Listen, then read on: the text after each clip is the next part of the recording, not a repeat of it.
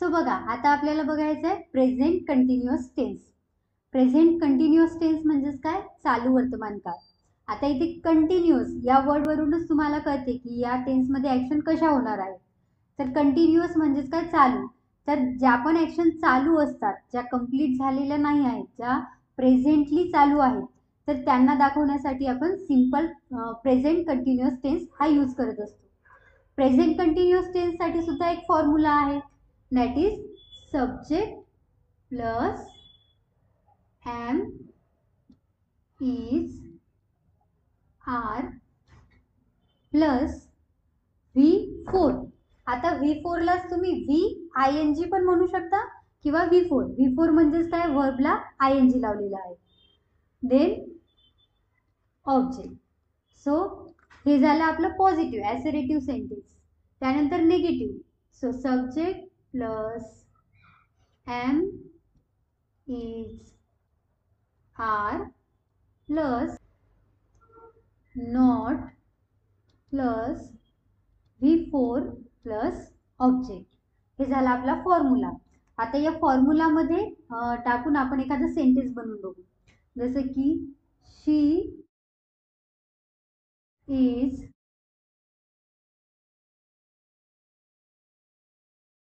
Drinking milk. यालाच मराठीमध्ये आपण कसं म्हणणार? ती दूध पीत आहे. म्हणजेच सध्या तिचं दूध पिणं चालू आहे, ती दूध पीत आहे, अजून तिने कंप्लीट केलेलं नाही आहे. देन आता याला जर तुम्हाला निगेटिव्हली म्हणायचे, सो शी इज नॉट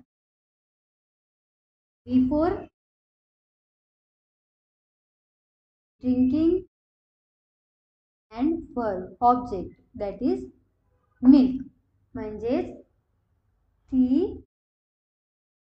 दूध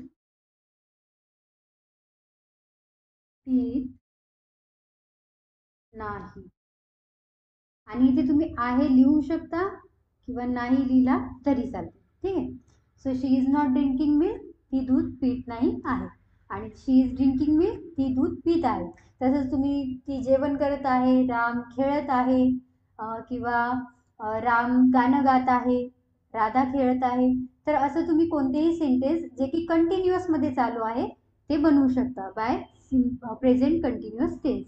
आणि यामध्ये आता तुम्हाला फक्त वाटेल की ॲम कधी वापरायचं, इज कधी यूज करायचं आणि आर कधी यूज करायचं.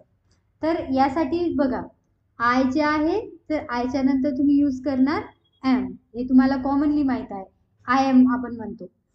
त्यानंतर ही, शी, इट किंवा एखादं नाउन हे सगळे जर असतील तर तुम्ही यूज करणार is, she is, he is, it is, Radha is, Ram is, Rahul is. त्यानंतर आर कधी यूज करायचं? सो जर वी असेल किंवा यू असेल किंवा दे असेल तर तेव्हा तुम्ही यूज करणार आर. झालं क्लिअर? तर खूप सिंपल आणि खूप सोपा टेन्स आहे, that is present continuous tense, ज्यामध्ये आपण हेल्पिंग वर्ब्स वापरणार ॲम इज आर आणि आपण वर्ब वापरणार V4. आणि बाकीचं सब्जेक्ट आधी असतो, ऑब्जेक्ट लास्टला असतो ॲसरेटिव्ह सेंटेन्समध्ये. हे तर तुम्हाला माहीतच आहे. फक्त तुम्हाला आठवण एवढंच ठेवायचं, हेल्पिंग वर्ब कोणते आहे आणि वर्बचा कोणता फॉर्म आहे. सो V4 आणि helping verb are am is are. त्यानंतरचा आपला टेन्स आहे प्रेझेंट परफेक्ट टेन्स, म्हणजेच पूर्ण वर्तमान काळ. आता इथे कशी ऍक्शन पूर्ण झालेली आहे, जसं की मी जेवण केलेलं आहे किंवा तिने दूध पिलेलं आहे, म्हणजे कंप्लीट झाली ऍक्शन. तर ते आपण परफेक्ट टेन्स मध्ये यूज करत असतो किंवा रिप्रेझेंट करत असतो. मग यासाठी कोणता फॉर्म्युला आहे? So it is subject plus have or has plus V3 plus object. Then negative साठी subject plus have, has plus not plus V3 plus object. म्हणजे तिथे हेल्पिंग वर्ब आपण वापरणार हॅव किंवा हॅज आणि वर्बचं जे फॉर्म आहे तर ते आहे थर्ड फॉर्म V3. मग आता याचं सेंटेन्स कसं बनवायचं, तर आपण हेच सेंटेन्स कन्वर्ट करू. सो तिथे आपण काय म्हटलं, ती दूध पित आहे. आता आपल्याला करायचे तिने दूध पिलेलं आहे. सो सब्जेक्ट घेणार आपण शी. त्यानंतर आता आपण हेल्पिंग वर्ब काय घेणार आहे, हॅव किंवा हॅज. तर शी असल्यानंतर आपण घेणार हॅज.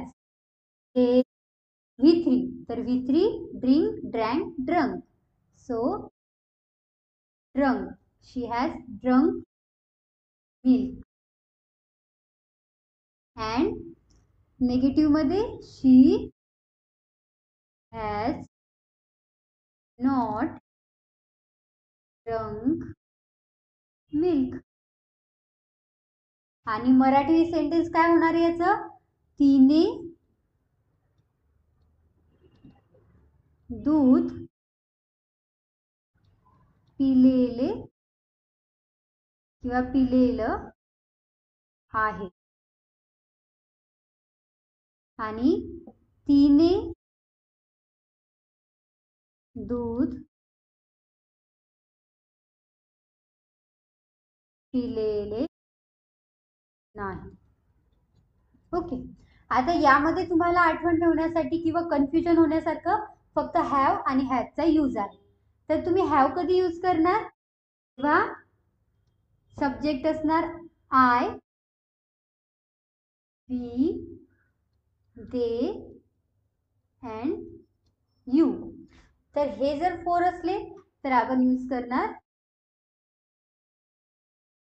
हॅव. म्हणजेच I have, we have, they have and you have.